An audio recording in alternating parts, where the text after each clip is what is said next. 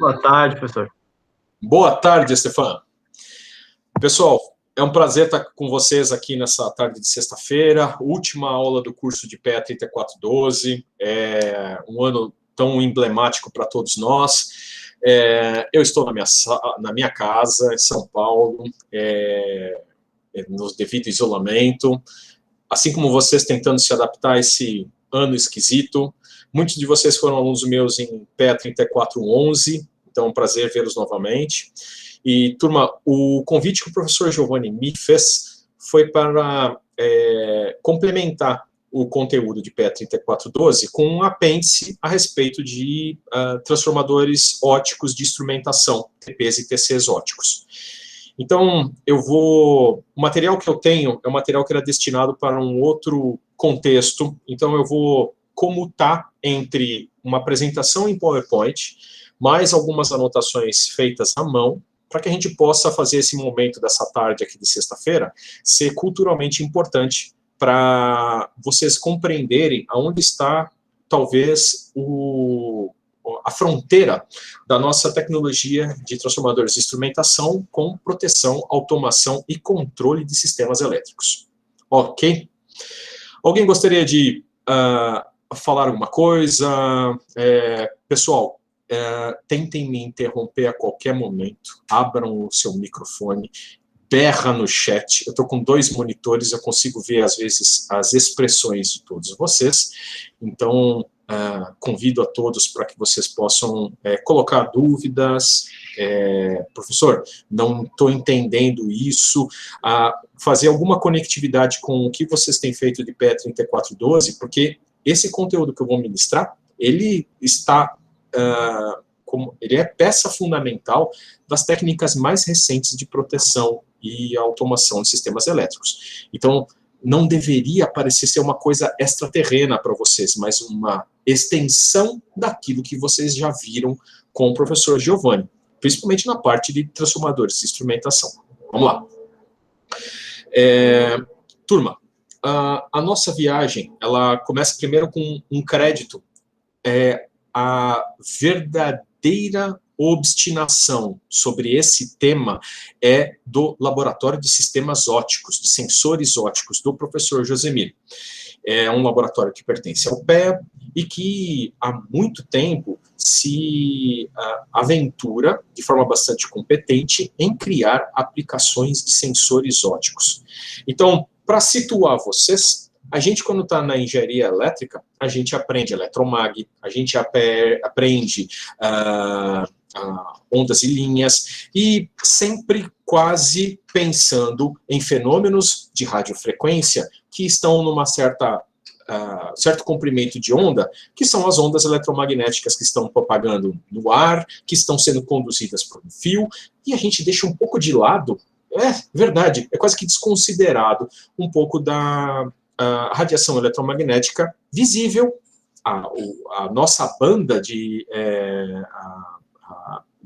espectro eletromagnético referente às ondas de luz. Algumas são visíveis, outras fora da banda visível, perto do infravermelho termal ou abaixo do ultravioleta.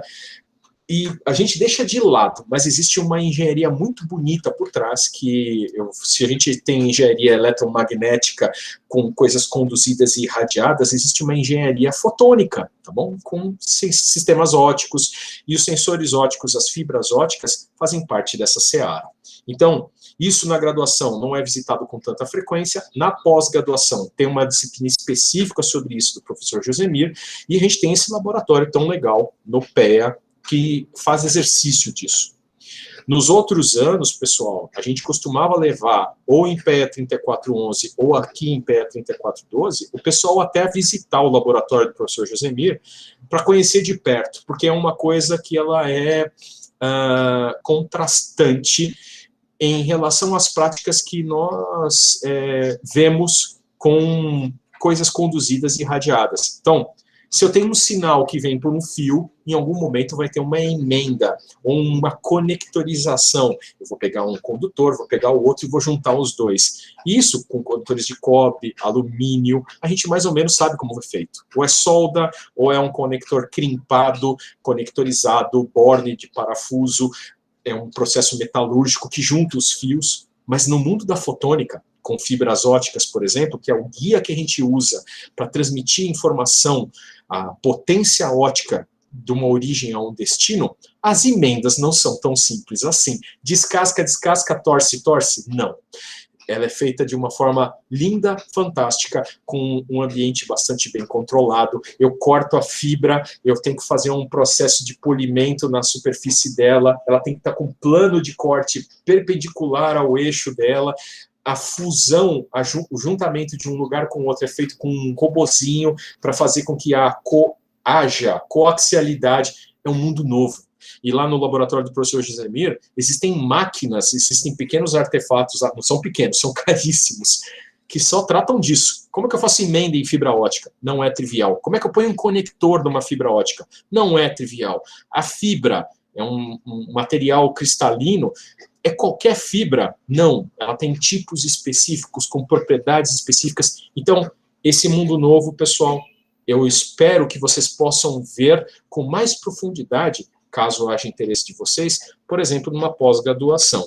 Mas ele é muito interessante. Ele está na fronteira da nossa ciência e, modéstia à parte, o PEA tem esse laboratório que está fazendo pesquisas de vanguarda. Tudo que está sendo feito aqui não é para só nacionalizar a tecnologia. Muitas das pesquisas não têm precedentes no planeta. Show de bola. Então, turma, vamos começar o nosso passeio, primeiro sobre algumas coisas superficiais e depois eu vou ligando às coisas de instrumentação. Vamos lá? Esse é mais ou menos o contexto que a gente vai viajar. Todas as fotos são de minha autoria, tá bom? Em visitas técnicas que eu estou ansioso por voltar a fazer. E eu acho que vocês também. E a gente já sabe da importância de sensores e de elementos de atuação no setor elétrico e, mais ainda, do elemento que toma a decisão, o relé, o algoritmo, que decide se eu preciso tomar ou não uma atitude para a operação do sistema elétrico. A gente deseja que ele sempre tenha uma operação normal, mas em caso de contingência, preciso tomar medidas para sempre fazer ele ir para uma situação segura. Exemplos práticos de uma operação insegura que resultou em acidentes foi, por exemplo, a explosão dos transformadores recentemente lá no Macapá, que até agora não está muito bem solucionada. Estamos esperando os relatórios aí enviados à ANEEL e, desculpa, é tudo aquilo que a gente não quer, que o sistema elétrico entre num colapso e que a gente perca os ativos e, principalmente, os ativos são os transformadores, os equipamentos de pátio, mas principalmente a energia. A energia não fornecida é um colapso na sociedade, como o pessoal tristemente estava, se não me engano, esses dias já foi restaurado, presenciou naquela região tão importante aí do nosso país. Então, pessoal, aqui tem conceitos básicos sobre automação, os equipamentos que estão envolvidos, o professor Giovanni já falou bastante disso com vocês, e aqui eu começo a ligar com alguns desses elementos. Os transformadores de instrumentação que nós conhecemos, TP e TC, nós chamamos de transformadores de instrumentação porque eles fazem uma etapa de tradução da tensão e corrente do sistema elétrico para um patamar viável de ser medido num equipamento de tensão mais baixa, que é o relé de proteção. Ele tem uma série de propriedades, mas principalmente, quase, acho que todos os modelos que vocês viram, ele tem um nome transformador, porque de fato ele é um transformador. Ele é um transformador com circuito magnético, com um acoplamento entre um circuito primário e secundário e uma razão de diminuição de tensão ou de corrente para oferecer a tensão medida num ponto do sistema ou a corrente que circula por esse ponto ao equipamento. Características importantes que vocês já viram com o professor Giovanni. Eles têm, além das relações de transformação, o bendito lá dá uma propriedade extremamente relevante, garantir isolamento galvânico para que aquilo que está em alta tensão ou alta corrente não venha visitar os equipamentos que fazem a medida. Né? A bucha, ela tenta garantir essa coordenação de isolamento e manter o circuito secundário devidamente protegido em relação ao circuito primário e conseguindo fazer as medidas. Bom, tem uma faixa dinâmica. Todo medidor, sensor, tem uma resposta em frequência, uma capacidade máxima e mínima também de fazer a aferição da grandeza de interesse. E, no caso dos transformadores de instrumentação que vocês viram, TPs e TCs, está relacionado, por exemplo, ao circuito magnético. Ele é não linear, para uma certa faixa de operação pode saturar. Então, a faixa dinâmica para medir as frequências do sistema em corrente alternada está relacionado a essa tecnologia utilizada na criação do TI, do transformador de instrumentação. Por isso, ele pode ser linear numa certa faixa de operação, mas pode não ter essa linearidade para correntes muito elevadas, para tensões muito elevadas, às vezes tensões muito baixas também. Tem questões de estabilidade, porque ao longo do tempo, variáveis como temperatura, talvez possam criar algumas coisas no equipamento de transdução que possam afetar nas medidas. O caso de transformadores tradicionais, essa influência de temperatura, por exemplo, é desprezível, ele é muito estável. Mas eu vou mostrar para vocês, quando a gente fala de TI óptico, que talvez isso é um dos calcanhares de Aquiles. Muito bem, e as capacidades? Uma coisa que é curiosa, vocês lembram que esses TIs, o TP e o TC, ele tem uma espécie de potência nominal. Ele é um transformador, né? A potência dele não é muito alta, é 60, 150 VA, mas é um dispositivo transformador, tem uma potência de saída. E essa potência, essa capacidade, ela limita às vezes, a quantidade de circuitos que eu posso colocar no seu secundário. Então, no secundário de um TC, o que eu posso colocar? Quantos equipamentos eu quiser? Não. Se eu colocar um monte, por exemplo, de gauges, por exemplo, mostradores de ponteiro, isso era muito comum em subestações da antiguidade. Você tinha um mostrador para mostrar a corrente terminal no gerador, você colocava um transdutor, que não era digital, era um ponteirinho, e ele eletromecanicamente criava um torque de acordo com a corrente secundária e mexia o ponteiro. Esse torque, pessoal, não vem às custas de nada, de qualquer coisa.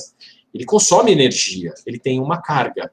Então, eu não posso colocar no secundário desses TCs ou desses TPs quaisquer quantidade de dispositivos. Existiam limites. E se eu chegava perto desses limites, ou eu saturava meu equipamento, ou eu prejudicava a sua leitura. Trivia.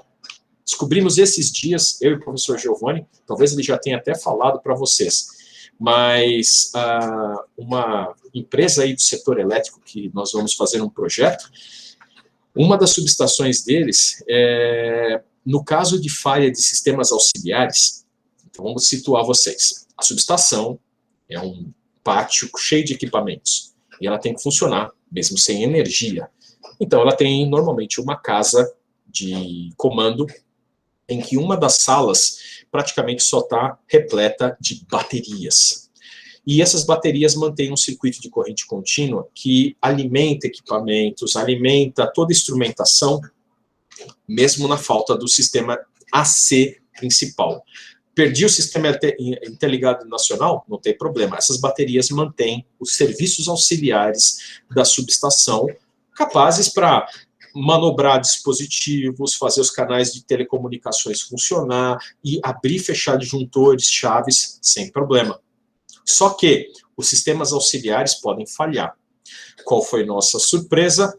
Recentemente, nós descobrimos, então, numa dessas empresas do setor elétrico, que eles criaram um backup para os sistemas auxiliares. Sim, as baterias podem falhar. Que, então, caso haja falha delas, para manter a operação de um disjuntor ainda assistida, eles pegaram um TP da rede, um TP que está lá ligado na barra do sistema, e usaram a energia do TP.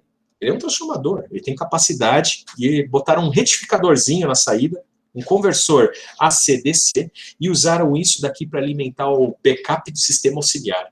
E eles chamaram isso de trip por TP. Quando eles falaram isso numa das reuniões, um monte de luzes na minha cabeça ligou e falou, o que ele quer dizer com isso? Sim, eles usam um TP, que é destinado para medição, para energizar em caso extremamente emergencial os circuitos auxiliares da subestação para poder dar trip em um disjuntor, mesmo quando as baterias da subestação estão com algum problema.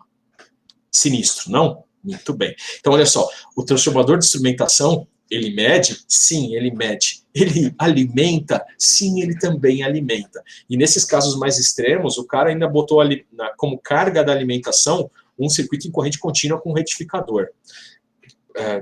Detalhes, na hora que você bota um retificador na secundária de um transformador, a corrente não é muito bonita. Vocês lembram de eletrônica de potência? A corrente de retificadores ela tem uma cara meio quadrada. E uma corrente quadrada significa um fluxo quadrado. Um fluxo quadrado num TP, talvez a saída que retrata a tensão, ela também fica prejudicada. Mesmo a fonte estando com tensão senoidal, é capaz de, por causa das quedas não senoidais, aparecer no secundário do TP uma forma de onda que não é senoidal. Então, coisas diferentes. Mas vamos lá. Essas são as características de TPs e TCs que você já conhece. E, para visitar algumas dessas linguagens, né, relações de transformação de corrente, relações de transformação de tensão, que relacionam tensão primária e secundária. E é assim que 120, 110 anos de engenharia eletrotécnica tem funcionado com sucesso, transduzindo tensão primária, corrente primária, e tensão secundária, corrente secundária, para funcionamento dos seus elementos de proteção e automação. Tá bom. Vamos falar um pouquinho de alguns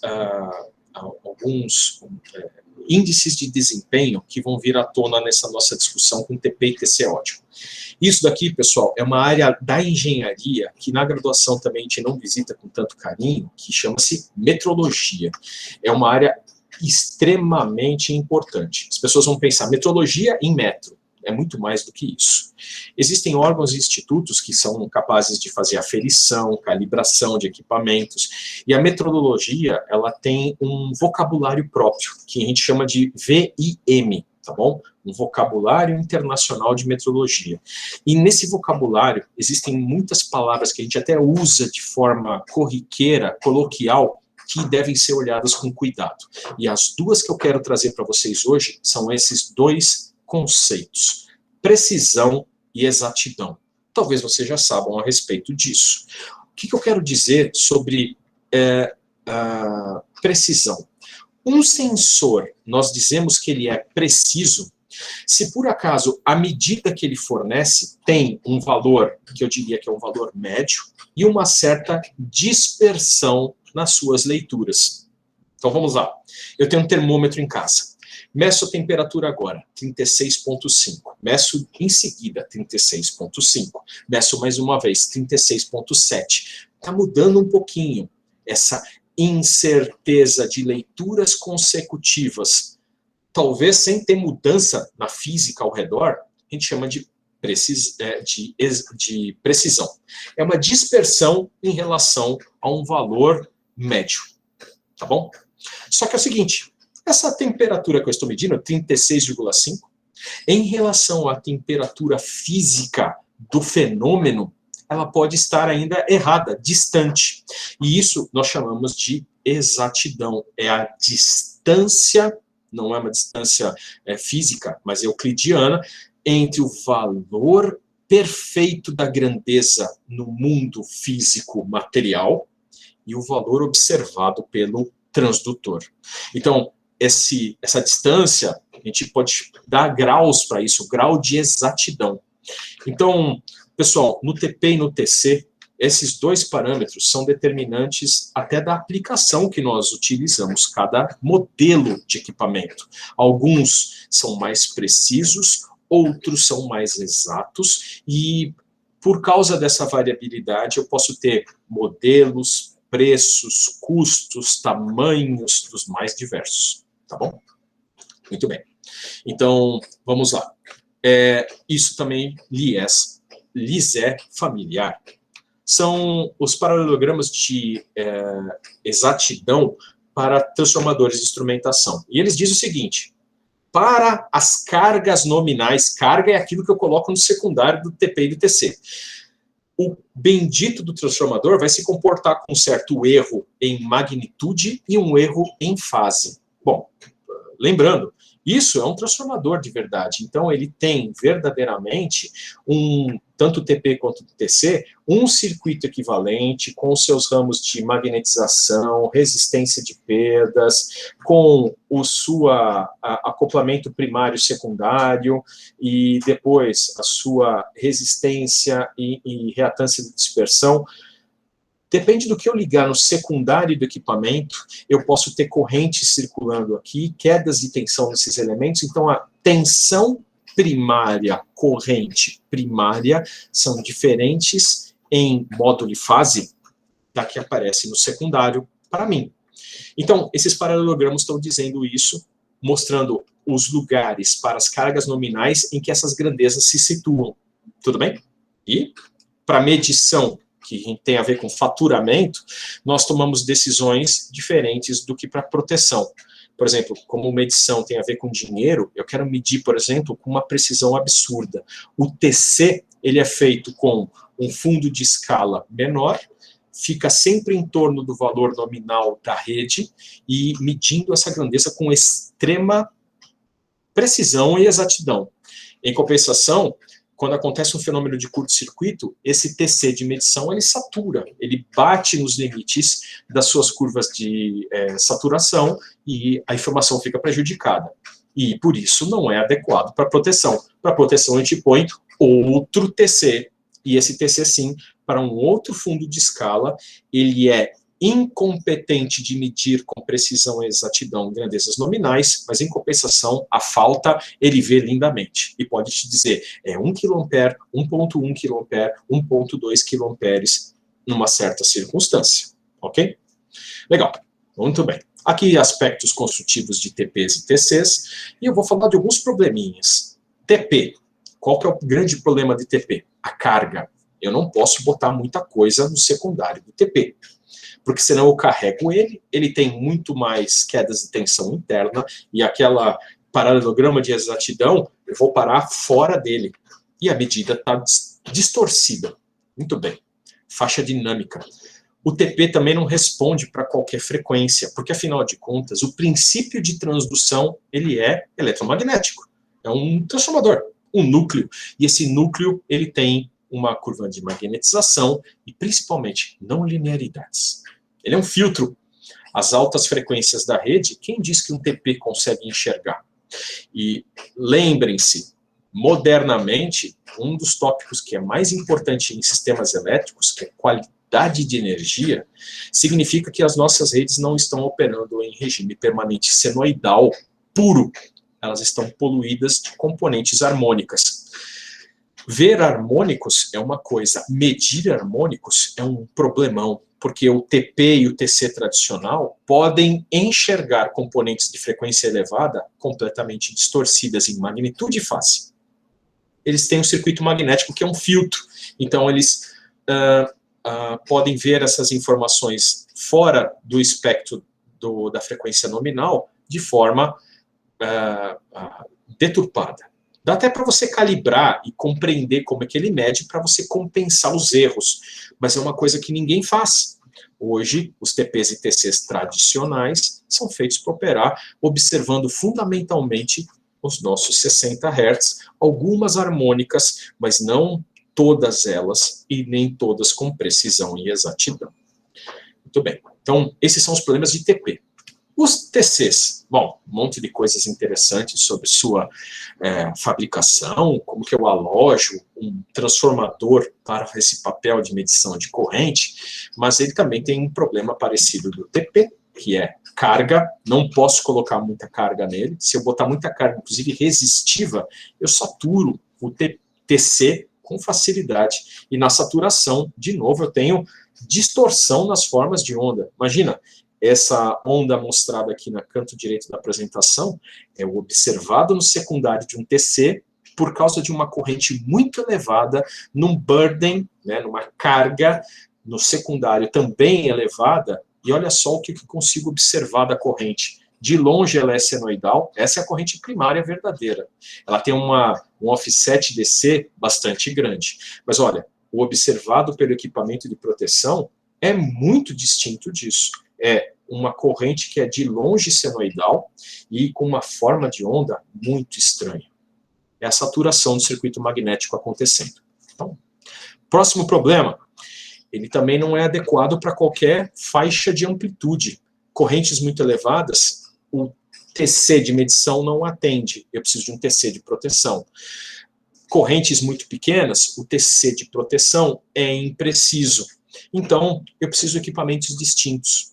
Bom, e, fundamentalmente, a mesma vulnerabilidade do TP. Eles não têm resposta em frequência perfeita. Fenômenos de alta frequência, como qualidade de energia, vão ser retratados de forma distorcida pelo secundário desses equipamentos. Beleza?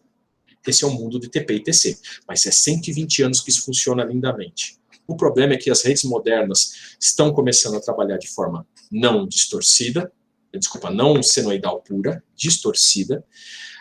Eu preciso detectar esses fenômenos, e algumas técnicas modernas até fazem uso desses sinais com frequências aumentadas até para descobrir o que está acontecendo. Por exemplo, localização de faltas, quando acontece um curto, por causa não só da amplitude da corrente ou da tensão, eu consigo estimar o ponto de defeito, mas até pelos fenômenos de alta frequência, eu consigo às vezes distinguir se é queda de condutor ao solo, se é um curto franco com algum outro equipamento do sistema elétrico, se é mau funcionamento, por exemplo, de uma máquina rotativa, um gerador, quando ele está trabalhando com uma falta interna incipiente, ou seja, tem uma espira lá dentro do estator que está na iminência de romper de fato o seu dielétrico e causar um curto-circuito absurdo. Talvez nas formas de onda da tensão eu consiga ver alguns fenômenos de alta frequência. Então está lá a senoide, bonita, mas algumas informações de instabilidade não são apenas uma casualidade, podem ser evidências de que está alguma coisa acontecendo lá dentro. E antes mesmo do gerador pifar, ter um curto severo, pegar fogo, ter um problema muito sério, eu consigo detectar e eu consigo parar ele antes da hora. Isso é bom, isso é importante. Então, está se fazendo cada vez mais necessário dispositivos que meçam essas coisas do setor elétrico, alta tensão, alta corrente, com qualidades diferentes dos TPs e TCs tradicionais. Bom, tem mais coisas interessantes no mundo de condução de sinais elétricos. O TP e TC tradicional faz uso de muitas fiações. Vocês já devem ter percebido. Se eu fizer uma instalação e eu tenho lá 3 condutores, eu até desenho de forma sistemática, um TC está aqui, o outro TC está aqui, o outro TC está aqui, mas desculpa, isso é muito mais complexo do que isso. Cada TC é um enrolamento primário e com 2 fios de secundário. Então, esses caras aqui, quando eu for numa instalação, são pelo menos, ainda posso ter o TC de neutro, 6 fios por bay monitorado de corrente. Moral da história, é isso que você vê numa subestação no seu pátio. Um monte de TCs instalados e as fiações do seu secundário andando em calhas por centenas de metros, porque não é... Apesar da distância física ser talvez uma dezena, tem que fazer, não dá para fazer em linha reta, tem que percorrer um caminho tortuoso. Então, uma centena de metros de fios, dentro de lugares que pegam chuva, que tem que ter resguardada a luz do sol, porque ultravioleta destrói o isolamento dos condutores. É um lugar que está cheio de bichos peçonhentos. Se você vai numa subestação e abre uma dessas calhas de alvenaria por onde corre essa cablagem, pessoal, sai um mundo de Nárnia lá de dentro, porque é um lugar com uma temperatura mais aquecida, escuro, úmido, terrível, tá bom? Então, tem um monte de problemas. E eu espero que nenhum de vocês seja convidado, por exemplo, no seu primeiro estágio no setor elétrico, para fazer o seguinte: Prezado estagiário, vai lá no pátio da subestação, com seu equipamento de proteção, luvas, óculos, calçado adequado e o seu cap, e eu quero que você faça uma inspeção na cablagem que sai do TP, que está desenergizado, é seguro, mas eu quero que você faça essa inspeção para ver se a cablagem está em ordem. E eu gostaria que você soubesse se por acaso tem algum problema no fio do TC da fase B daquele alimentador, tá? Que está meio estranho. Nas medidas nossas aqui, ele de vez em quando, o TC de medição, está com algumas medições esquisitas. Meu amigo, você vai ter que identificar os cabos no meio dessa cabeleira toda. E se você tivesse que fazer a manutenção disso, você ainda estava mais perdido. Então, esse é um grande calcanhar de Aquiles. A manutenção, o projeto, a expansão desse tipo de projeto de subestação não é trivial.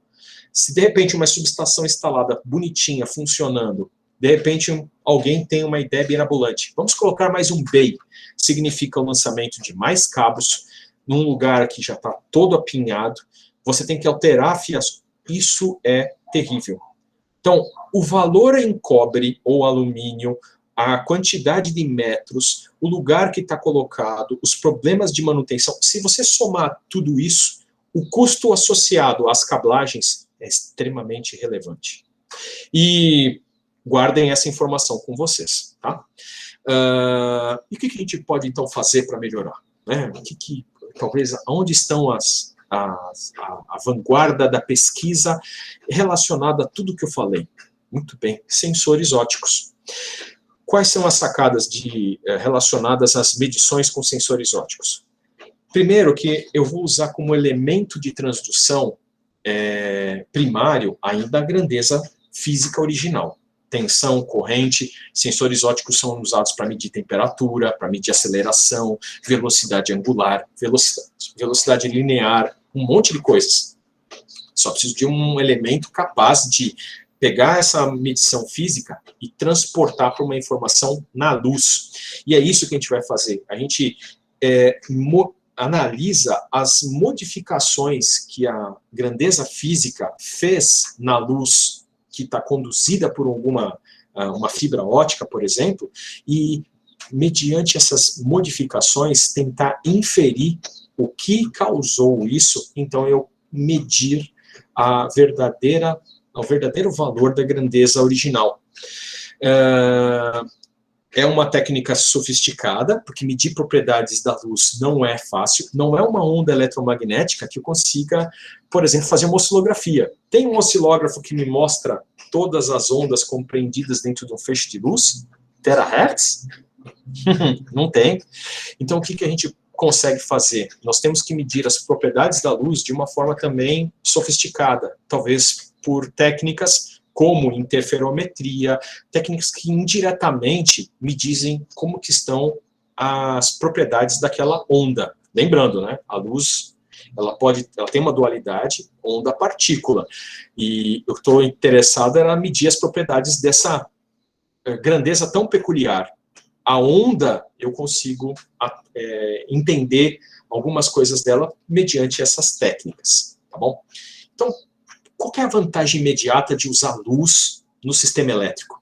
Olha, primeira coisa interessante é que a luz, ou o meio que conduz a luz, ele é completamente dielétrico. É o caso de uma fibra óptica. É um pedaço de vidro, não é vidro da forma coloquial que eu estou dizendo, é um cristal especialmente produzido, extremamente puro, estrudado de uma forma muito peculiar. A forma de fazer fibras ópticas é uma coisa lindíssima, ela vai escoando por uma espécie de um venturi lá para fazer um fiozinho muito fino.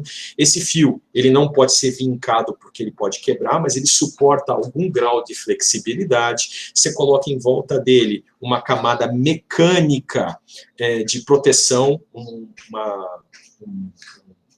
parece um isolante, né?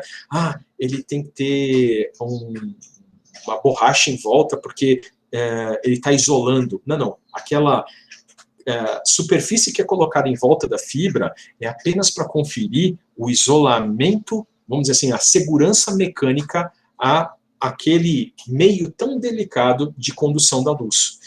E a vantagem, então, é que esse meio ele não conduz energia elétrica, ele conduz apenas a potência ótica pelo aquele meio vítreo, né? Mas a energia não vem lá elétrons por meio disso, é um isolante perfeito. Então, isso confere a primeira vantagem estupenda, altíssimo isolamento galvânico. Brilhante. Mas vamos lá, vamos ter que mexer com luz. O que eu preciso saber de luz? Primeiro que a luz é uma onda eletromagnética. Tem dois planos lá, tem duas dimensões, campo elétrico e campo magnético, que vão lá se propagando ao longo do espaço. Tem um vetor de Poynting que diz a potência, que é aquela onda tá viajando, a direção e a intensidade. Tem um comprimento de onda, certo? Que é essa distância física lá entre dois vales nessa onda. Tem uma frequência específica e, depende do meio, pode se propagar com velocidades das mais diversas. No vácuo, uma velocidade, dentro de um outro meio com uma velocidade diferente, certo? Menor. Muito bem. A gente tem que compreender que a luz, ela, do jeito que a gente a concebe ver na nossa luminária, tem algumas características a mais do que apenas ser uma onda.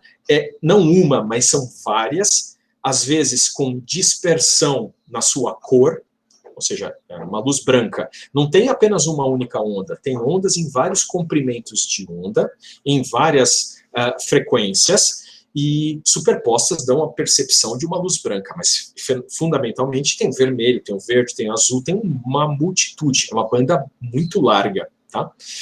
Mais do que ter vários comprimentos de onda, eu ainda tenho várias fases distintas. Numa certa frequência específica, a luz não é apenas uma única frequência, tem uma superposição de múltiplas fases nessa onda produzida.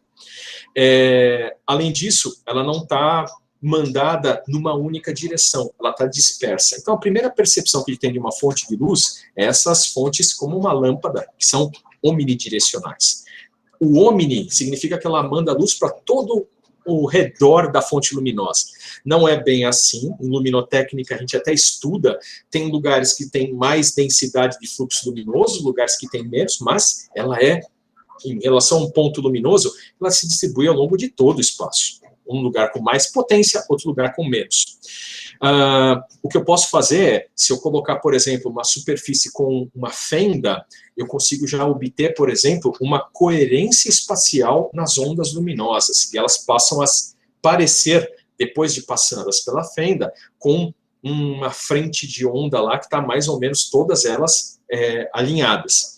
E se eu ainda usar um filtro, eu consigo criar a coerência e centralizar elas, focalizar elas, para que elas tenham uma única direção de propagação. Então, essa é a luz que eu quero que vocês comecem a pensar a respeito. E o melhor exemplo desse tipo de luz com essas características tão peculiares é o laser. Então, o que é o laser? Primeiro que um laser bom, cuidado, que a gente compra na Santa Efigênia, vermelhinho, laser pointer, o verde para incomodar o goleiro de futebol. Por favor, pessoal, essas coisas são terrivelmente deprimentes, né? Mas quando você usa para a finalidade correta, a gente até acha que aquela luz verde é perfeita, aquele laser lá, ele é monocromático. Não é bem assim. Se você analisar o espectro dele, ele é verde ou ele é vermelho, bem concentrado, mas ele ainda tem alguma dispersão no seu comprimento de onda. Então, ó, um laser vermelhinho, se eu for analisar o espectro dele, ao longo do vermelho principal que a gente observa, tem um espalhamento da sua energia em bandas na sua proximidade. Tá? Isso aí a gente diz lá, é bem monocromático, mas desculpa, esse bem monocromático, se eu for tirar uma radiografia, tem uma certa dispersão. Por exemplo, no verde, uma outra dispersão do seu comprimento de onda. E essa é uma coisa importante. Nós vamos precisar nos TPs e nos TCs óticos de uma fonte monocromática. Tem até técnicas para luz branca, com outros tipos de fontes, com dispersões, mas para a técnica que eu vou mostrar para vocês de como pegar tensão e corrente e transformar em luz e das propriedades da luz e entender o que está acontecendo, eu preciso de uma fonte muito bem estabilizada. E essa estabilidade é complicada, porque um laser, quando ele aquece, varia seu comprimento de onda. Eu não percebo o ser humano, mas talvez uma eletrônica dedicada a medir o comprimento de onda, ele vai perceber sim uma variação. Uma coisa importante do laser, ele é colimado. Então, o que significa?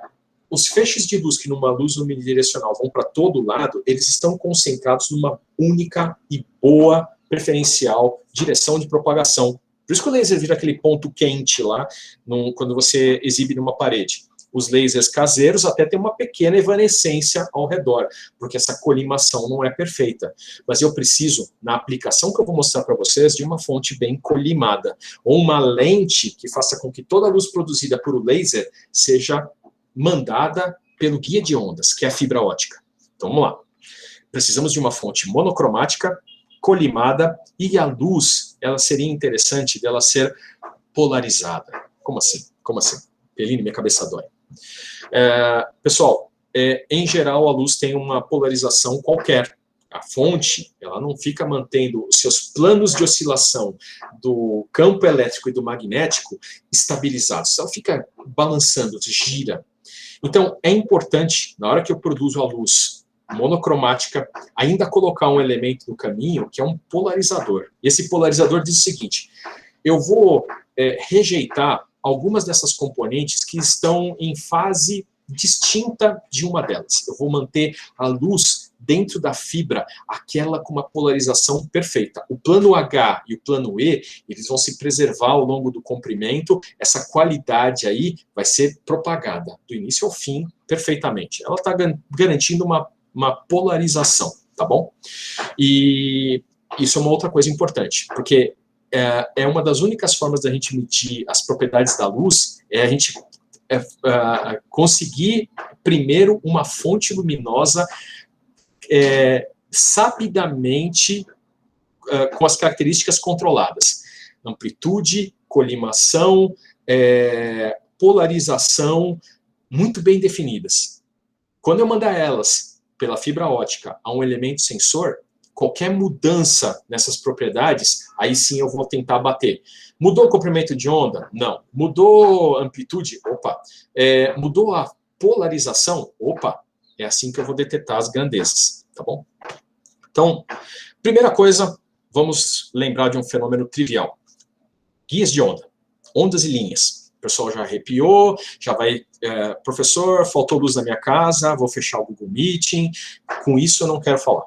Isso dói no meu âmago, é uma questão muito delicada. Não quero falar de ondas e linhas não, professor. Machucou muito aqui, no coração. Mas é uma disciplina importantíssima. Ela diz para nós todas as partes da ondulatória lá de transmitir um sinal, sobre atenuação, sobre casamento de impedâncias. E, desculpa, na fotônica tudo isso acontece de novo. É uma onda, né? Além de partícula, é uma onda e eu vou precisar guiar ela. E um dos fenômenos interessantes que é a fibra que faz sobre a luz é que a fibra ela é um guia de ondas. A luz, ela adentra, né? Deixa eu mostrar aqui. Ela adentra a parte vítrea da fibra num certo ângulo, né? A gente manda todos os raios paralelos, mas uma hora a fibra faz curvas, ela precisa ser guiada pelo meio para onde ela está passando. E acontece dentro da fibra devido o índice de refração da fibra e o índice de refração do elemento externo, do ar ou do revestimento ao redor da fibra, um fenômeno importantíssimo e que quem aqui faz natação, você também eu tô com saudade de ir para uma piscina, tá bom? Já viu esse fenômeno acontecendo, mas não se deu conta dessa forma. A gente chama de o fenômeno da reflexão total. Quando a gente tem um índice de refração e um outro índice de refração com algumas peculiaridades, o ângulo de incidência sobre a interface do meio faz com que toda a luz seja refletida para dentro. Pouquíssima dela, ou quase nada, se você tiver no ângulo correto, é transmitida para fora. Então, a fibra, na hora que eu mando laser lá dentro, desde que eu não faça curvas muito estranhas, ela não vaza lá de dentro. A potência ótica não vai sair para fora. Você, quando tem uma fibra iluminada, você não sabe que ela está iluminada, a não ser que ela tenha impurezas no seu interior, ou você vinque a fibra para justamente o ângulo dessa interface ficar tão óbvio que aí sim ela consegue sair da fibra e ela se torna notável. Então, esse fenômeno da reflexão total, ela acontece no nosso dia a dia. Então, a primeira percepção é na piscina ou no alto mar. Então, se um dia vocês tiverem essa possibilidade, põe uma máscara de mergulho, põe sua cabeça embaixo d'água e olha a superfície superior do filme de água, prende a respiração, tá? Olha a superfície superior do filme de água em relação ao ar, como tem uma diferença de índice de refração aí considerável. Depende do ângulo com que você olha, você não enxerga o teto ou o céu, você enxerga a piscina de novo. Como é o caso aqui, você está vendo que a imagem da tartaruga está refletida no filme de interface com o ar. Fenômeno da reflexão total. O ângulo da luz em relação ao observador está fazendo com que toda a luz venha. Eu não consigo ver o céu. Cadê o céu aqui da tartaruga? Eu vejo a luz que evanesce sobre ela, ilumina ela, mas desculpa, de fato, cadê o céu? Cadê o sol? Cadê a praia? Não, eu estou vendo o próprio mar de novo. Tudo bem? Então esse fenômeno acontece na fibra e faz com que toda a luz que eu mando num lugar, ela fique sendo rebatida nas paredes com reflexão muito boa, pouca potência perdida nessas reflexões, e isso faz com que, então, uma fibra ótica funcione com um enlace de dezenas de quilômetros, às vezes sem precisar de um repetidor. Eu ponho uma fonte de luz aqui e ela vai refletindo lá no interior e chega do outro lado com uma potência capaz ainda de eu identificar a informação necessária. Todo setor de telecomunicações usa isso com destreza. Quem aí na sua casa não tem internet de fibra ótica? Muito bem. A fibra que está chegando no seu modem tem aí centenas, às vezes alguns quilômetros de comprimento, tá bom? Depende de onde você está. E desculpa, fazendo curvas e tudo mais, ainda ela é capaz de manter a informação lá notável. Ela precisa de amplificador, porque ela perde potência sim, porque principalmente essas fibras usadas no setor de telecomunicações, elas não têm um índice de pureza absurdo, ela tem contaminantes, ela tem uma atenuação considerável. Mas amplificando, eu ainda consigo ver a informação digital que está passando por lá. Tudo bem? Bom, outro fenômeno aqui, o Manual do Mundo já fez umas brincadeiras a respeito. Você pega uma garrafa de água, faz um furinho, põe uma coisa colorida lá dentro, desliga a luz da sua sala, e você vê que aquela luz, ela consegue ser conduzida pelo jato de água que vaza da garrafinha, tá bom? Faça uma molhadeira aí na cozinha de vocês. Se o pai ou a mãe ou o irmão de vocês reclamar, fala que é uma experiência científica, tá bom? Muito bem. Então, vem esses dois conceitos na nossa cabeça. Uma fonte de luz perfeita, ou muito boa, e propriedades muito bem estabelecidas, e um meio para propagar ela, para eu poder levar da onde a luz é produzida até o lugar onde ela vai ser influenciada pelo mundo, e depois ela voltar para fazer as minhas medições. E aí vem um problema da técnica humana. Como é que eu meço propriedades da luz? Uma das coisas óbvias é potência luminosa, pela magnitude, sim, pelo brilho, Uma luz forte, uma luz fraca, é evidente, há uma diferença na potência ótica. Então, uma das formas que se trabalha com luz é você fazer ela mostrar, através da potência luminosa, as propriedades que foram modificadas. E sabe o que a gente faz? Então, a gente pega o seguinte, uma luz, que é aquela que nós produzimos pelo laser, eu sei como eu fiz ela, plano de polarização, a colimação, comprimento de onda, mando ela propagar pela fibra. Eu sei como ela foi. Na hora que ela volta, eu faço um experimento de física muito simples. interferência. Eu pego a luz que eu mandei e a luz que eu recebi e faço elas ambas incidirem no mesmo lugar, para se interferirem. Legal isso. E como são ondas, são senoides, a interferência pode ser destrutiva total, e aí a luz some, potência ótica cessa.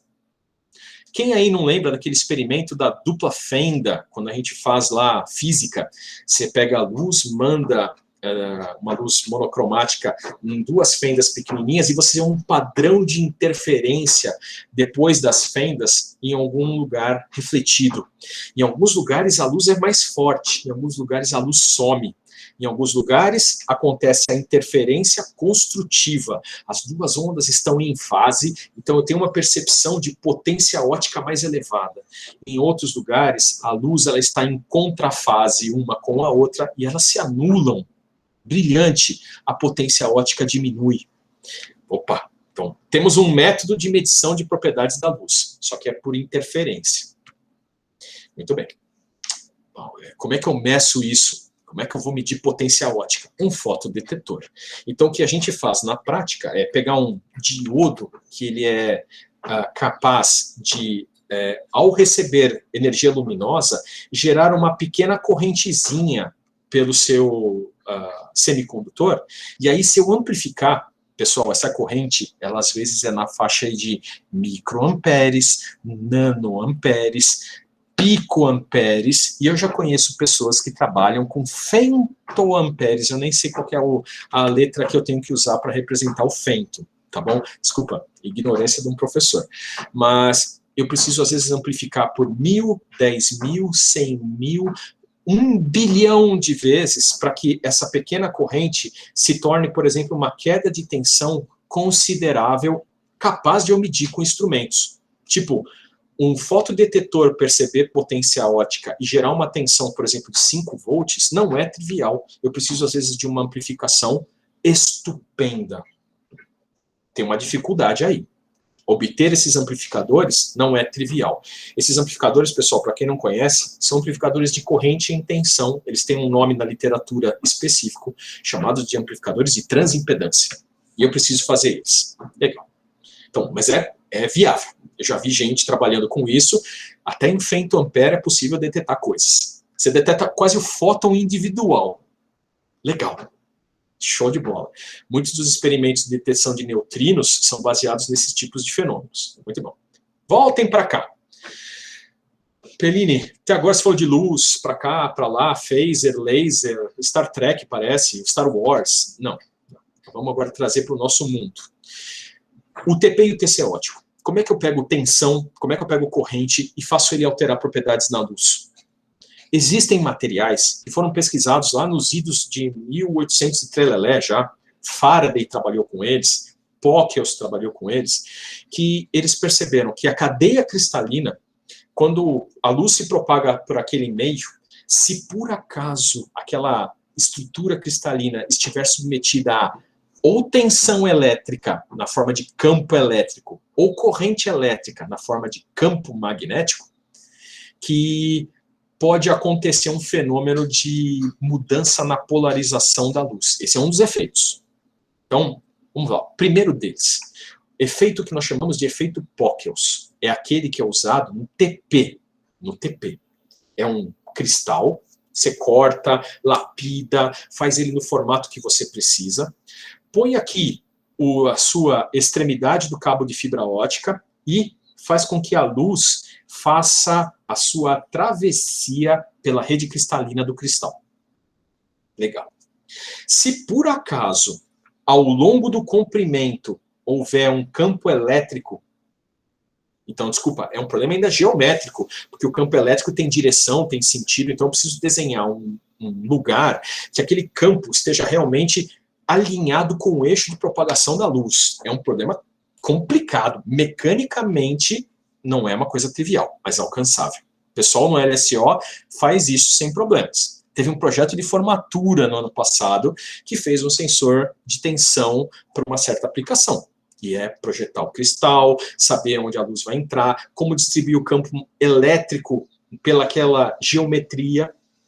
Pessoal, na hora que esse campo elétrico atravessa o cristal, ele muda o plano de polarização da luz. Ela entra com o seu eixo E e H de uma certa forma, e na hora que ele vai passando pela fibra, por causa do campo elétrico, aqueles eixos de polarização vão sendo modificados. E o mais legal é o seguinte, aqui na extremidade, eu coloco um espelho. A luz vai, bate, ela já foi alterada, ela volta, continua sendo alterada, e aí tem um problema interessante, porque muda o sentido de propagação, e o efeito continua sendo aditivo. E interessante, a luz que vai e a luz que depois retorna refletida, ela está com a sua fase modificada. Basta eu interferir ela em algum lugar com a luz incidente, e eu consigo interpretar o que o campo elétrico fez com a polarização da luz. Legal. Então, esse é o princípio por trás do TP ótico. Eu só preciso arranjar isso de uma forma capaz do campo elétrico estar linear em um certo lugar no espaço, de eu colocar o cristal num certo lugar. Mas, pessoal, isso aqui é um TP ótico em corte, e olha só, em algum lugar tem um eletrodo, que está aqui na parte superior. Esse eletrodo, ele traz a tensão até o cristal. O cristal é só esse negocinho que está aqui no meio, tá bom? A fibra, ela vem aqui, às vezes, por dentro desse suporte de baixo. A luz bate no espelho que está aqui e retorna pela mesma fibra. E uma coisa interessante, a luz que vai e a luz que volta, na mesma fibra, não se interferem. Isso é uma coisa que talvez vocês já não tenham percebido. O cable modem de fibra ótica, não é cable, não, é cable, é um cabo de fibra ótica. O modem de fibra ótica que está na casa de vocês, a fibra, se vocês forem notar, por favor, não destruam, porque vocês vão ficar sem internet e vão perder a minha aula. Mas a fibra, ela só tem uma via elétrica, uma via cristalina. É só um tubinho, só um. Não é um tubo de ida e um tubo de volta, um transmissor TX e um receptor RX. Porque, sim, no nosso laboratório na Liprot, muitos dos nossos enlaces de fibra ótica são duas fibras. Uma é o canal que um transmite e o outro recebe, e o outro é outro canal que o outro transmite e o outro recebe. Eles não são feitos na mesma fibra, mas na sua casa são. Esse cabo de fibra ótica para aplicações de telecomunicação, para ficar barato, o pessoal transmite e recebe na mesma fibra. Não tem importância, ela não se mistura a luz. Brilhante. Acontece a mesma coisa aqui. Então a luz vai, passa pelo elemento sensor, pelo cristal Pockels, reflete, volta, é interferida de novo no sensor Pockels mais uma vez e continua o seu caminho de volta para quem a mandou. Ela vai voltar para o laser. Só que num belo momento a gente vai desviar ela e interferir a luz que eu mandei com a luz que refletiu num único fotodetetor para verificar a potência ótica resultante. Então, esse é o efeito que faz com que uma tensão elétrica na forma de um potencial elétrico, o potencial está aqui, pessoal, entre essa placa e essa placa, eu tenho um campo elétrico substancial. E mais legal, esse campo elétrico pode variar ao longo do tempo, uma onda de tensão alternada. Então, na essência, o TP ótico, ele na verdade é um capacitor. Mas, desculpa, a carga dele para o sistema elétrico é desprezível. Aqui eu vou botar 500 kV, tá bom? Faço essa distância aqui ser perfeita para haver coordenação de isolamento. Aqui eu tenho 0 volts, é o terra, a referência do meu circuito, e esse campo elétrico excitando o cristal, conforme o laser está mandando a luz através dele. Legal. TC, o fenômeno é muito parecido, mas o elemento detetor é diferente e o princípio físico também é diferente. É o chamado fenômeno magneto-óptico. Isso daqui está muito mais comum do que vocês podem pensar. O nosso CD, a gente nem grava mais, né? Mas os computadores de antigamente tinham um gravador de CD-ROM, ou de DVD, ou de Blu-ray. Como é que você grava a informação lá dentro do Blu-ray? Ele faz um buraquinho. Olha, tem Blu-ray que é regravável. Então, se ele faz um buraquinho, como é que ele tampa o buraquinho? O laser vai lá, fura, como é que ele vai lá e remenda? Não. O fenômeno que está acontecendo lá por trás é um fenômeno chamado magneto-óptico, que tem a ver com o efeito Faraday. O efeito Faraday, o Faraday percebeu alguns materiais, na hora que você manda a luz por eles, eles mudam sua estrutura cristalina e a luz reflete de forma diferente. É assim que eu gravo informação no CD-ROM, ou no DVD, ou no Blu-ray. Eu altero a física naquele lugar muito específico onde o laser está incidindo. E aí, a luz, com uma certa intensidade, ela grava, numa outra intensidade, eu leio. Legal. Mas coisa mais interessante, se eu aplicar ainda campo elétrico naquele lugar, aquela propriedade da luz se muda. E é isso que o Faraday percebeu. Eu pego o mesmo princípio que a gente viu até agora do Pockels. A fibra está aqui, a luz está vindo. Ela incide sobre um cristal, e esse cristal, ele, de novo, roda o eixo de polarização da onda, conforme o campo, agora não o elétrico, mas o campo magnético aplicado ao longo do cristal. Mais uma vez, é um problema geométrico. Como que eu coloco o cristal alinhado com um condutor para ver o campo magnético daquele condutor, não ver do condutor vizinho? Né? Você tem que colocar de uma forma muito próxima. Esse campo, ele decresce com o quadrado da distância. Então, se eu colocar lá bem próximo, eu vejo o campo de um condutor, não vejo dos outros. Mas a luz que eu mando, ela, de novo, eu posso ter um espelho aqui, ela reflete e volta, ela volta modificada. Então, olha que interessante. Tanto num fenômeno quanto no outro, medida de tensão elétrica como medida de corrente elétrica, essencialmente, a propriedade da luz na fibra é a mesma que está sendo modificada. E a única coisa que eu preciso medir é quanto que modificou. O quanto que modificou de fase aqui é o quanto teve de corrente, que é o quanto que gerou de campo magnético. Legal? Brilhante. E aqui um tipo de montagem. O pessoal faz lá, a fibra vem, ela passa... Opa, desculpa. Ela passa numa bobininha que está aqui em cima. O condutor passa aqui, o campo magnético está lá numa certa direção ao redor do condutor, e aquilo vai conferindo a luz que passa esse trecho todo de fibra, pessoal, é feito no material sensível que o Faraday percebeu, que não é qualquer material que tem essa propriedade, né? O Faraday percebeu uns tipos ou outros que são sensíveis ao campo magnético externo. Então você faz uma fibra desse material, passa lá ao redor, é uma bobina, só que de fibra ótica, e no final dessa bobina você pode colocar um espelhinho, não precisa vir uma outra fibra, a luz volta pela mesma fibra, tá bom?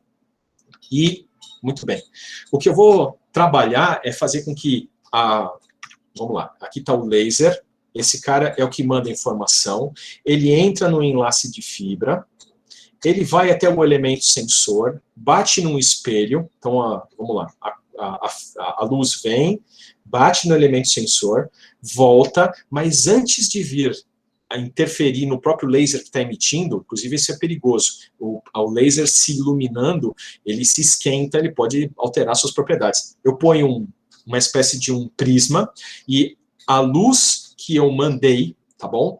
Refletida para um certo lugar específico. Da mesma forma, se eu botar esse prisma de um jeito muito bem calculado, a luz que vai também vem para cá. Então, ó, se eu colocar um fotodetetor aqui, tá bom? Um diodo fotodetetor, eu vejo tanto a luz que eu mandei, quanto a luz que foi refletida com as suas propriedades alteradas. Pessoal, então para situar vocês, é isso que é a eletrônica que detecta esse fenômeno. Então, olha só. O TP e o TC tradicional não tem partes móveis, é um fenômeno eletromagnético, de conversão eletromecânica de energia, tensão em tensão, corrente em tensão, mas está resolvido eletromagneticamente com um circuito muito simples. No caso da luz, meus colegas, é tudo muito mais complicado, mas as vantagens, elas suplantam as dificuldades, ultrapassam as dificuldades. Então, para quem não entende o que eu estou mostrando aqui, essa é uma placa eletrônica que decodifica a informação que vem da luz. A luz, para vocês terem uma ideia, esse é o conector da fibra ótica, você coloca a fibra aqui nesse conector verde. A fibra aqui, ó, ela nem está dando volta aqui por fora, mas ela está chegando aqui, ó. Isso é o fotodetetor. Aqui eu tenho circuitos de condicionamento, circuitos que fazem demodulação, circuitos que fazem a captura das informações, até que finalmente em algum lugar eu faço a digitalização, coloco dentro de uma FPGA, ponho dentro de um microcontrolador e isso aqui sai por algum lugar, por rede. E aí vem a nova novidade, é terrível, né, Perini? Mas vem mais uma grande nova. O TP e TC tradicional geram informações analógicas. O TP e o TC ótico, num belo momento, as informações estão digitalizadas já. Se eu quiser mandar analógico, eu até preciso amplificar, gerar uma tensão, uma corrente para injetar num relé tradicional, que está esperando um burden secundário de 5 amperes, primário de um burden secundário de 1 ampere, uma tensão secundária de 127 volts. Esse é um grande problema. O sistema ótico, a informação, ela, num belo momento, é mais prática tê-la digital. A tensão é de 150.432 volts nesse exato instante. Nesse outro instante, 150.300, eu consigo ter todas as amostras já prontinhas digitais. Mais interessante, se eu souber todos os fatores de amplificação, as atenuações, eu já tenho essa informação em valores primários. Qual a relação de TP e TC ótico? Não interessa para você, usuário. Eu vou produzir as informações de engenharia verdadeiras. Se você precisar converter para PU, fique à vontade, mas eu já vou te dizer, a tensão aqui é 250.000 volts, a corrente aqui é 2,35 quilomperes. De nada. Te dou a informação prontinha em termos de engenharia. Então, essa é a eletrônica, pessoal, que faz esse papel. Ela decodifica as informações da luz através da potência ótica dela e converte para uma informação digital. Aqui tem algumas coisas a respeito da técnica, eu não vou entrar em detalhes para vocês, mas é um pouco mais sofisticado do que vocês possam imaginar. Porque a luz, eu te falei, a gente vai detectar ela pela potência, pelo pisca-pisca dela. Quando a interferência é destrutiva, ela some. Quando a interferência é construtiva, ela está super potente. E é nessa modulação que está a informação do AC da rede elétrica, seja de tensão, seja de corrente. E tem uns segredinhos ainda nessa história. Não é segredo industrial. Quem quiser, com mais tempo, eu mostro ao vivo e a cores até no laboratório do professor Josemir. Aliás, um dos propósitos dessa aula, já que vocês, uma boa parte é de 4º ano, é instigá-los a respeito de uma possível chance de trabalho de um projeto de formatura. Sim, é legal. Trabalhar com fotônica é fora de série, com a detecção de tensão e corrente ou outros fenômenos. A gente detecta velocidade, pressão, vazão, tudo com sensores de fibra ótica. É um mundo muito legal.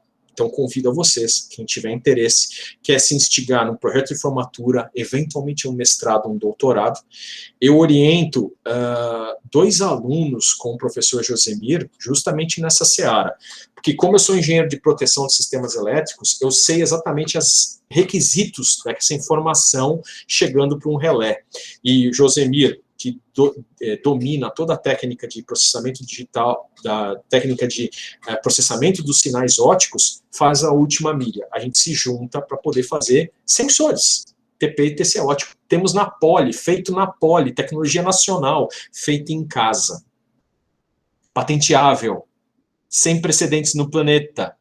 Para você ter uma ideia, comercialmente, pessoal, TC ótico já existe, de alguns poucos fabricantes, mas ainda não está muito bem estabelecido, e TP ótico é um problemão que não está bem resolvido por ninguém. Então o Brasil, modéstia à parte a Poli, mas não só a Poli, a Unesp, nós temos colegas em várias outras escolas que estão trabalhando arduamente nisso, nessa tecnologia de detecção por sensores óticos. No nosso caso mais específico, alta potência, alta tensão, alta corrente. Tá bom?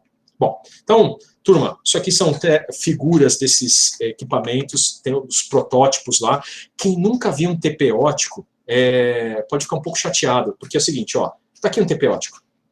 Ah, tem uma bucha, tem que ter. porque esse condutor aqui pode estar 138 mil volts, ele precisa garantir uma distância dielétrica da base aonde está o aterramento do sistema. Então, isso é natural. Mas aqui dentro, o elemento sensor. Deixa eu ver se eu tenho uma foto do elemento sensor do TP ótico. Em algum lugar acho que eu tenho. Ah, não está nessa apresentação. Então, pera lá. Não quero sair, não. Não, pode manter. Meu, seu chato de galocha. Volta aqui.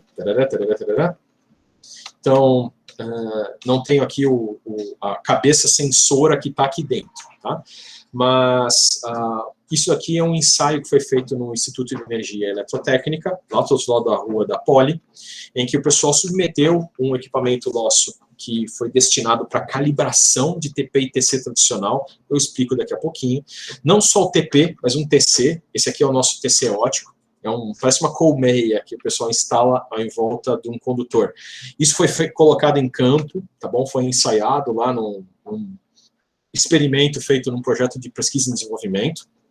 Sim, precisamos de engenheiros na Poli para trabalhar em projetos de pesquisa, remunerados. Sim. Quem quiser ter interesse, tem que se embrenhar lá no meio dos grupos de pesquisa, no LSO, LPROT, o que quer que seja. Deixa eu ver se tem mais alguma coisa que eu possa mostrar aqui para vocês.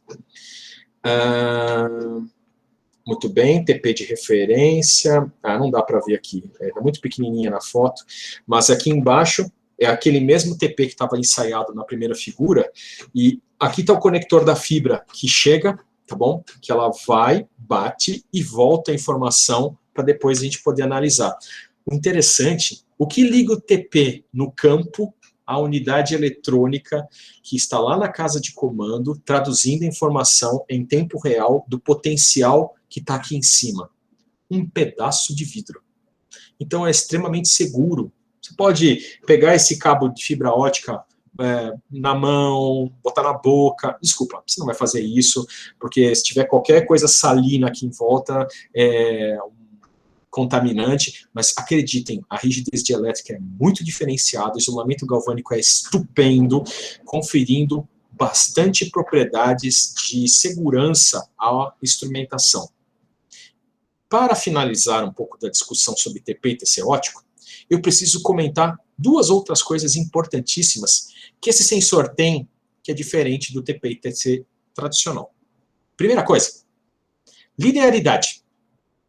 TP e TC tradicional tinham um calcanhar de Aquiles pelo seu método de detecção ter um circuito eletromagnético, ou indutivo capacitivo no caso de alguns TCs, mas é um problema.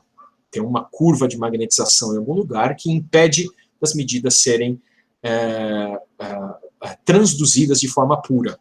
A fundamental vem direitinho, 60 Hz eu retrato bem, mas as harmônicas vêm prejudicadas. Esse sensor é linear, muito linear. Tão linear que eu poderia ver harmônicas assim de uma ordem muito elevada, tá bom? Primeira vantagem, eu consigo medir coisas de qualidade de energia que antes eu não media, e o que é apropriado para o mundo moderno. 2. Faixa dinâmica. O TC e o TP tradicional têm limites. Quando uma corrente alcança um certo patamar, o circuito satura, a tensão pode se distorcer. Então, existem máximos e mínimos, você tem que especificar lindamente. A saturação ainda depende da carga no secundário. Então, é terrível, é um mundo complicado. E o grau de exatidão, o fator de conversão, pode ser poluído por essas cargas que você coloca. Ele tem um erro lá de 1% quando a carga é 10 VA. Então, isso é um problema complicado no TP e TC tradicional. No TP e no TC ótico, ele tem uma faixa dinâmica muito mais ampla. A maior tensão, maior corrente, menor tensão, menor corrente, podem ser muito altas, muito elevadas. E eu consigo ter sensibilidade para, no mesmo equipamento, eu medir a menor correntezinha e a maior correntezona sem precisar de outro. Então, lembrem, TC, Para proteção e para medição, os TCs tradicionais, eu tinha que especificar 2 equipamentos. No pátio da subestação, tem um TC de proteção e tem um TC para faturamento, para medição. Com um sensor óptico de corrente, eu não preciso mais. O mesmo sensor é capaz de mostrar as 2 grandezas com um bom grau de exatidão. Poxa, thumbs up. Temos mais um like para a história do TC e do TP óptico. Mais do que isso, falei de linearidade, falei da faixa dinâmica, falei da qualidade de energia, da banda. Tinha mais uma coisa que eu acho que eu vou perder, mas talvez eu volte mais tarde se eu lembrar.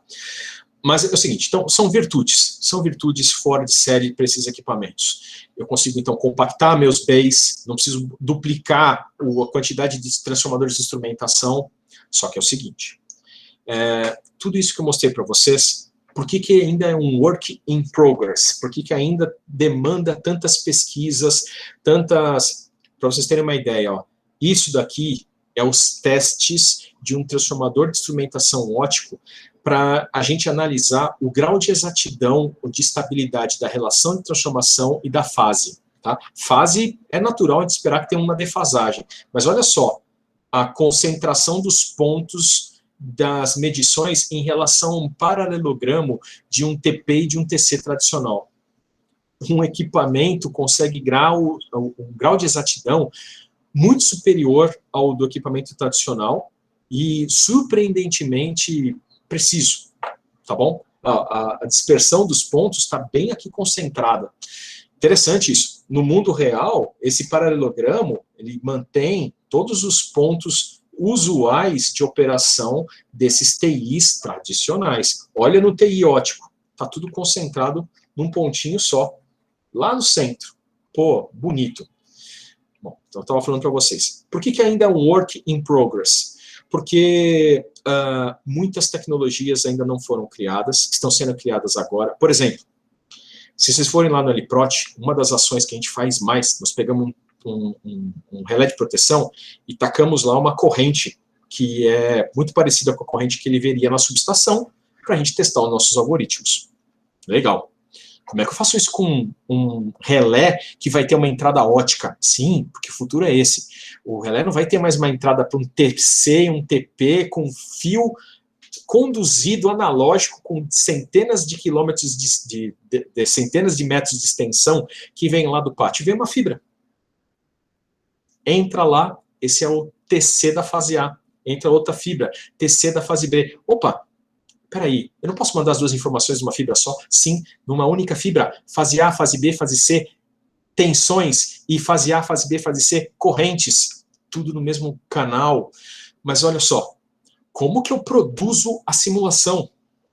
Hoje, todas as ferramentas estão consagradas para tensão e corrente secundária. Eu ponho uma caixa da Omicron, um amplificador, e eu pego num simulador como o RTDS, produzo meus fenômenos eletromagnéticos, o curto-circuito, aquele que a gente estuda em C-Spot, esse continua o mesmo. E aquela onda retratada pelo nosso estudo, eu preciso amplificar e tacar no relé.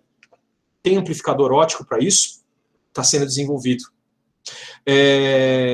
Tem produtos prontos para esses tipos de transformadores ópticos? Estão sendo desenvolvidos. É essa seara de engenharia que eu convido vocês a participar. Tá bom? O Brasil está fazendo coisas bastante legais. O mais curioso é que essa mesma tecnologia que a gente usa em TP e TC é a mesma eletrônica que você pega o sinal de um TP e um TC óptico.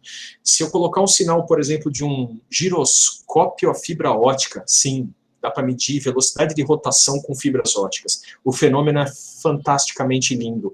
Os foguetes da SpaceX usam isso para fazer o feedback das suas velocidades de rolagem, arfagem e rolamento. Tá? Então, ele precisa desse sensor de velocidade angular. Isso é feito com uma bobina de fibra óptica. O princípio é o mesmo. Manda a luz, ela reflete, volta e, dependendo da velocidade de rotação, há uma mudança na fase óptica e eu uso uma eletrônica para detectar. A eletrônica é a mesma do TP, é a mesma do TC, é a mesma de um sensor para aceleração. o fenômeno é o mesmo que eu estou estudando, interferometria de sinais ópticos. Então, quem trabalha nessa área pode trabalhar numa área de inerciais, ir trabalhar na SpaceX, ir trabalhar na United Launch Alliance europeia, com sensores ópticos, por exemplo, para movimento. Sim, eles são estupidamente precisos, pessoal. Eu trabalhei, curiosidade, com um pessoal muito competente de São José dos Campos, de uma empresa chamada OptSenses, que eles trabalhavam com girômetros a fibra ótica. São sensores desses de rotação, com bobinas de fibra ótica, e eles mediam a rotação do planeta. Professor, espera lá. Precisa medir a rotação do planeta? Eu sei que em 24 horas ele gira. Já medi. Quem disse que ele gira assim? O planeta tem oscilações na velocidade de rotação. Como é que eu sei? Porque eu tenho instrumentos capazes. Como é que eu meço uma velocidade tão lenta assim, 360 graus em 24 horas? Qual que é a precessão angular ao longo do tempo e um instrumento capaz de medir com essa precisão? Eu vi, meus colegas, instrumentos produzidos por essa empresa brasileira que assustadoramente mediam a rotação da Terra. Professor, como é que você sabia que era a rotação da Terra? Porque o elemento sensor, quando você colocava ele aqui na nossa latitude, em São Paulo, nós temos mais ou menos 23 graus, né, de latitude.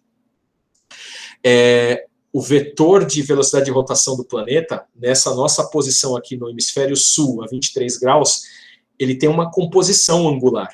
A gente não mede a rotação perfeita, eu precisava alinhar com o eixo de rotação para medir perfeitamente. Então, assim, eu pegava o elemento sensor, colocava em cima da mesa e ele mostrava um sinal com seu comportamento ao longo do tempo. Pessoal, qualquer torquezinho que eu dava na mesa, o negócio já percebia. É incrível a sensibilidade desse tipo de elemento. E se eu pegava essa bolacha, essa bobina, e eu virava de ponta cabeça, aquele sinal que ficava para cima de zero ficava negativo abaixo de zero. Ou seja, era realmente um vetor de rotação e eu conseguia medir essa velocidade. E se eu inclinasse ele, eu conseguia aumentar ou diminuir para verificar a verdadeira rotação da Terra. Mas os ensaios para conferir a grau de exatidão, a precisão do instrumento, a gente colocava em mesas de rotação. Era um sistema que ficava girando em uma velocidade conhecida, desde muito lento até muito rápido, para a gente verificar qual que é a maior velocidade e a menor velocidade. Então, para a gente finalizar um pouco dessa parte, para deixar o exemplo, é igualzinho para o TP e para o TC, tá? A maior velocidade que a gente media com esse sensor de rotação da Terra era na faixa de mais ou menos aí uns 3.000 radianos por segundo. Tá bom? 3.000 radianos por segundo. Até 1 microradiano por segundo. Então, o maior valor e o menor valor estavam distantes de 10 a nona. Essa é a chamada faixa dinâmica. Então, que instrumento que vocês têm aí na sua casa que o maior valor que você mede e o menor valor são desse tamanho? Não tem. Você tem uma régua, 30 centímetros, a menor escala dela, 1 milímetro. Essa é a faixa dinâmica da sua régua para medição de distância. Então, o fechamento glorioso é, você sabe que tiveram experimentos que mediram, por exemplo, ondas gravitacionais, certo? Como é que se percebeu a onda gravitacional chegando? Foram experimentos de interferometria com luz. E o pessoal fez lá uns detetores que tem quilômetros de extensão. Não é uma bobinazinha de fibra ótica, um pequeno enlace. É um circuito óptico de alguns quilômetros de extensão. Fizeram dois, que acho que um fica no Colorado, outro fica no Arizona, tão distantes lá geograficamente. E eles são capazes de perceber mudanças no tecido espaço-tempo por causa de mudanças na gravidade. O espaço distorce. Se o espaço distorce, a luz ela percorre aquele trecho entre a origem, o espelho e a volta para a origem em tempos distintos. E o pessoal consegue medir mudanças de micrômetros em quilômetros de extensão. É assim que se consegue fazer as medidas de ondas gravitacionais. Então, esse é o recado que eu queria dar sobre a tecnologia de sensores ópticos. Você está na vanguarda, no limite do conhecimento humano sobre medição de sistemas, tá bom? Existem ainda limites mais interessantes. O pessoal de microeletrônica trabalha com angstroms aí para medir comprimentos moleculares, é uma outra coisa surpreendente, mas esse tipo de tecnologia, ela essencialmente é complexa. Na prática, estamos trabalhando cada vez mais para torná-la acessível. E estava comentando com vocês por que é um work in progress. Muita coisa está sendo feita e muita coisa ainda está sendo trabalhada para estabilizar esses sistemas. Como assim? Um TP ótico, se for feito em casa de uma forma amadora, ele pode medir efeitos de interferometria? Pode. Só que ele está sujeito a outras coisas que afetam as mecânicas envolvidas. Mecânicas. Porque o elemento sensor tem um cristal, um arranjo. Ele pode ser deformado, talvez, por temperatura? Pode. Então, a temperatura pode influir no sensor. Ele pode ser deformado, talvez, por vibrações? Pode. Então, isso é uma das coisas que a gente tem trabalhado com TPs e TCs óticos, porque eles precisam ser imunes a variações térmicas ambientais, eles precisam ser imunes a qualquer tipo de tração que a fibra, às vezes, ofereça. Muitos desses obstáculos já foram sanados, e hoje a gente tem uma tecnologia que está já num nível de engenharia, não é mais pesquisa pura, o pessoal já está produzindo produtos. Tem alguns componentes no mercado, a GE tem, a Artesh tem, a ABB tem, especificamente para o setor de tensão e corrente. Mas o mundo já tem uma série de outros sensores baseados em interferometria que usam esses mesmos princípios. Ok? Pessoal, eu tenho 20, 30 minutos ainda de aula. O que eu quero mostrar para vocês? É porque tudo que eu falei de TP e TC ótico é fundamentalmente, eu diria, aos meus olhos, surpreendente. Uma técnica nova, usando ondas óticas, computação ótica é uma outra vertente importante. Tem gente que já está querendo fazer conta com o sinal de luz, ou seja, não precisa converter para um sinal elétrico para, por exemplo, como é que eu meço potência? Multiplica a tensão e corrente instantânea. Vou ter potência instantânea. Será que eu não posso fazer isso com um sinal de onda ótico? Pego o sinal do TC, sinal do TP, e usando alguma técnica eu consigo multiplicá-los? A onda ótica e fazer... Opa, 10 minutos? É verdade. 14h50. Obrigado, Adriano.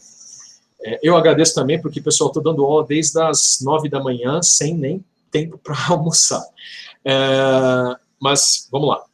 Eu estava falando para vocês, existem essas tendências de você até querer fazer computação com o sinal de luz. Isso é uma coisa que já é alcançável.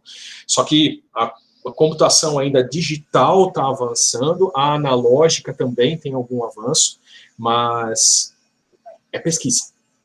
Agora, o que de fato está mudando para nós é uma percepção interessante, que agora eu vou abandonar a minha apresentação de fato.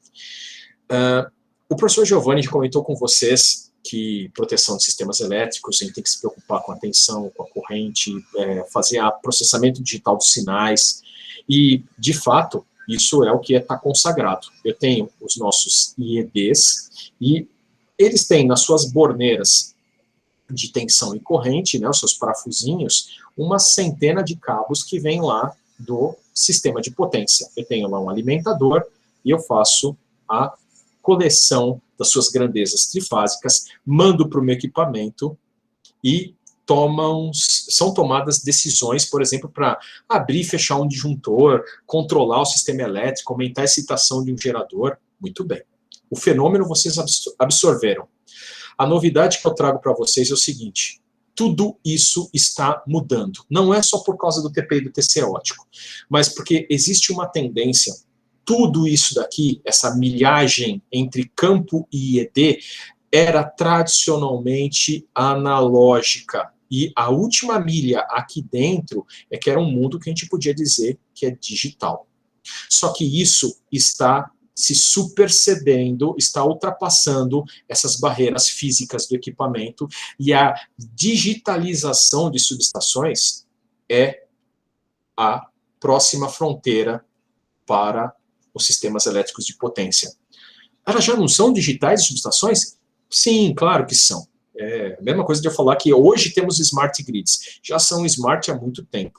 O que eu quero dizer é que, no caso de digitalização, nunca antes na história nós tivemos a preponderância de sistemas digitais sobre os demais sistemas. O que está sendo dito aqui, Perini? Esse TP e TC, que é tradicional, ainda pode continuar sendo tradicional. É aquele de campo que a gente já conhece. Mas é o seguinte, ao invés de fazer centenas de quilômetros de cabos analógicos para levar informação até o IED, eu vou colocar aqui no campo uma unidade eletrônica especializada, que no futuro pode receber o TP e o TC ótico também. Aqui é onde eu faço o processamento das informações analógicas, eu faço isso no pé do TC. Eu boto a unidade eletrônica no campo. E daqui, pessoal, ao invés de sair aquela cabeleira de cabos de cobre ou de alumínio, sai um único fiozinho de fibra ótica, que não vai para o IED. Melhor que isso, eu mando para um switch de telecomunicações, por um protocolo, como por exemplo Ethernet, com informações que qualquer pessoa com um laptop consegue acessar, com informações que qualquer IED criado para isso, ao invés de ter torneiras analógicas, ele também tem uma porta de comunicações, ele recebe essa informação e consegue processar melhor do que isso. A informação que está trafegante aqui dentro é um datagrama, uma coleção de dados que representa as grandezas elétricas. Tensão, corrente, estado do disjuntor, tudo do campo é digitalizado no campo, constituído num pacote, com informações de engenharia. Não é assim, corrente, 220. O quê? Volts, unidades do AD? Não, 220 quilovolts. Eu já estou te falando do valor primário, instantâneo. Se eu ficar aqui na rede colecionando os vários pacotes mandados ao longo do tempo, numa cadência bem alta, tá? Isso aqui é mandado, por exemplo, 2.000 pacotes por segundo, tá? Pacotes por segundo. 2.000, vamos lá, a gente até chama isso aqui, amostras por segundo. Se eu ficar muito tempo aqui colecionando essas informações, eu consigo fazer uma oscilografia. Então, aqueles registros de oscilografia que vocês trataram na disciplina do Giovanni, com filtros, para detecção de sobrecorrente, todas as técnicas que vocês aprenderam ainda estão valendo. Sim, porque eu preciso fazer transformada discreta de Fourier, blá, blá, blá. A novidade está no seguinte ponto. Eu não preciso de toda aquela circuitaria analógica, complicada, o AD, a informação chega pronta para mim, em uma coleção de amostras, para eu só digeri-las numericamente. Então, o IED, ele se torna mais simples. O IED poderia ser um computador. E desculpa, da mesma forma que eu mantenho a merging unit de um alimentador, se eu tiver mais alimentadores da subestação, eu só vou mandando todas as merging units para aqui e posso botar 1, 2, 3, 4 IEDs, ou que tal? Vamos colocar um supercomputador que receba todos os bens da subestação, alta tensão, baixa tensão, alimentadores, sensores dos mais diversos, tudo digital, via Ethernet. O computador recebe, boto lá um super core com 16 núcleos, 3 GHz por núcleo, um monte de memória, processo tudo em um único algoritmo, em um único equipamento, produzindo as respostas super rápidas, aí sai a mensagem de trip, o trip vai lá para o campo, a merging unit finalmente atua sobre o disjuntor e abre o disjuntor. Pessoal, esse é o mundo moderno. A gente chama isso de digitalização de subestações, ou subestações 4.0, porque o sistema de informação, ele está lá já no pé do TP e do TC. E quando a gente tiver o TP e TC ótico, eu já nem tenho mais informação analógica. Ele é extraído oticamente e injetado na rede de comunicações, no nosso sistema de informação, de uma forma digital, computacional. Beleza? Então, para quem fica nesse mundo de sistemas de potência, muitas coisas legais estão acontecendo. Eu queria trabalhar com Big Data, eu queria trabalhar com ciência de dados, eu queria trabalhar com computação. Seja bem-vindo, é o que nós precisamos também, porque hoje nós vamos ter uma enxurrada de informações produzidas em tempo real por equipamentos que são determinantes do sucesso da estabilidade de um sistema elétrico continental como sistema interligado. Então, as decisões precisam ser rápidas, objetivas, seguras, confiáveis. E então, essa computação é um trabalho de extrema competência. Essa ciência de dados, um trabalho de extremo cuidado. E cabe tudo, pessoal. Técnicas de inteligência artificial, técnicas para processamento digital de sinais, que não, por exemplo, transformada de Fourier. Vocês viram que o professor Giovanni, a gente aplica o filtro de transformada para ter o módulo de uma corrente, uma tensão. Que tal fazer a proteção no domínio do tempo? Sim, a onda alternada no domínio do tempo, em cada amostra eu já tomo minhas providências. Joinha, esse é o futuro. E ele está batendo a porta de vocês. Então, turma, às 14 horas e 49 minutos, com um minutinho para acabar a aula, eu queria deixar aí a abertura para aqueles que estão interessados em trabalhar nessas searas, seja nos sensores ópticos, seja com automação e proteção, seja automação e proteção no mundo das digitalizações ostensivas nas novas subestações de energia, por favor, venham falar comigo, com o professor Giovanni. Eu coloco vocês em contato com o professor Josemir, para que vocês possam fazer o exercício desse seu entusiasmo. É um mundo novo, bastante bem valorizado, onde há espaço para empreender e para receber a competência de todos vocês. Então, pessoal, essa é a última aula do curso de PE 3412. Eu tive esse prazer de participar aqui com vocês. Eu espero que eu tenha trazido informações novas, que eu tenha trazido talvez um pouco de romantismo sobre essa área tão legal de trabalhar com sensores ópticos, porque ela é de fato exuberante, tá bom? Posso ser talvez uma pessoa que está exaltando até demais, porque eu gosto muito da profissão que eu tenho e dessas áreas tão interessantes que estão na fronteira, né, de sistemas elétricos de potência. Espero que vocês possam ser embaixadores disso, ou seja, manjam de sistemas de potência, vão trabalhar com sensores ópticos, porque vocês têm que ensinar o pessoal que faz o laser, o pessoal que faz o fotodetetor, o pessoal que faz o processo de interferometria, que para as ondas nossas alternadas de 60 Hz e suas harmônicas, o que é necessário? Quais são os requisitos? Para telecomunicações com IEC 61850, qual que é o padrão, qual que é a característica dos nossos dados, das nossas informações? E espero que então, vocês possam surfar dessas ondas aí e serem líderes aí em empresas, tanto aqui no Brasil quanto no exterior, trabalhando com isso. Pessoal, minha simpatia a todos vocês. Às 14 horas e 51 minutos, eu me despeço de todos. Quem tiver qualquer dúvida, por favor, eu ainda vou ficar uns minutinhos aqui. Posso resolver qualquer questão de vocês.